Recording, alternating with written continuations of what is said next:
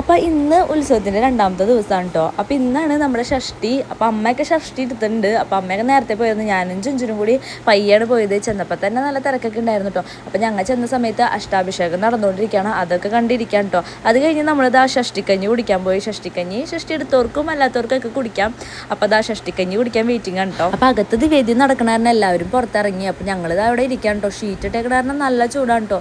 എല്ലാവരും ചൂടെടുത്തിട്ടിരിക്കുകയാണ്. പിന്നെ അതൊക്കെ കഴിഞ്ഞത് ആ നിവേദ്യം കഴിഞ്ഞ് അകത്ത് പൂജയ്ക്ക് ഞങ്ങൾ വീണ്ടും കയറിട്ടോ. അത് കഴിഞ്ഞ് ഞങ്ങൾ നേരെ പോയത് ഷഷ്ടിക്കഞ്ഞി കുടിക്കാനാണ്.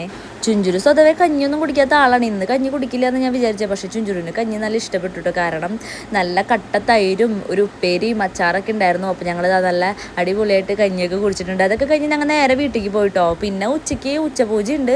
പക്ഷേ ഇന്ന് ഉച്ചപൂജയ്ക്ക് ഞങ്ങൾ നിൽക്കുന്നില്ല. ഞങ്ങൾക്കൊന്ന് മാളയ്ക്കൊക്കെ പോകാനുണ്ട്. അമ്മയ്ക്ക് എന്തോ സാരിയൊക്കെ മേടിക്കാനുണ്ട്. ഉത്സവമല്ലേ, ചെത്തണ്ടേ. അപ്പോൾ അമ്മയുടെ കൂടെ സാരിയൊക്കെ മേടിക്കാൻ, സാരിയല്ല സെറ്റുമുണ്ടൊക്കെ മേടിക്കാൻ പോകാൻ കേട്ടോ ഞാൻ ചുഞ്ചുരു ബേബി. എൻ്റെ തയ്ക്കാൻ കൊടുത്തിട്ടുണ്ട് ഇന്ന്. അപ്പോൾ എൻ്റെ ഡ്രസ്സ് ഞാൻ ലാസ്റ്റ് കാണിക്കട്ടെ, ഉത്സവത്തിൻ്റെ അന്ന് കാണിക്കാം. അപ്പോൾ അത് അമ്മയ്ക്ക് വേണ്ടി സെറ്റുമുണ്ട് സെലക്ട് ചെയ്തുകൊണ്ടിരിക്കുകയാണ്.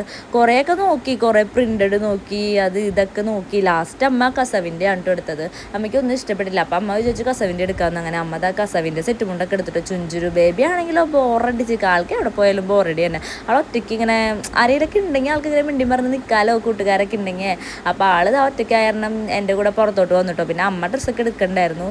അതൊക്കെ കഴിഞ്ഞ് ഞങ്ങൾ നേരെ പോയത് ലിസി ആൻറ്റിയുടെ വീട്ടിലേക്കാണ്. അമ്മയുടെ ഫ്രണ്ടാണ് കേട്ടോ ലിസി ആൻറ്റി. ഇവിടെ രണ്ട് പൂച്ചക്കുട്ടിയൊക്കെ ഉണ്ട് കേട്ടോ, നല്ല രസമുണ്ട് കാണാൻ. അപ്പോൾ ചുഞ്ചുരു ബേബി ആണെങ്കിൽ പറമ്പിലൊക്കെ ഓടി നടക്കാണെന്നു. ലിസി ആൻറ്റിക്ക് കുറേ കോഴിക്കുട്ടികളുണ്ട്, അതിനൊക്കെ നോക്കി നടക്കായിരുന്നു. കുറേ എണ്ണത്തിന് അവൻ ഓടിപ്പിച്ചിട്ടുണ്ടായിരുന്നു.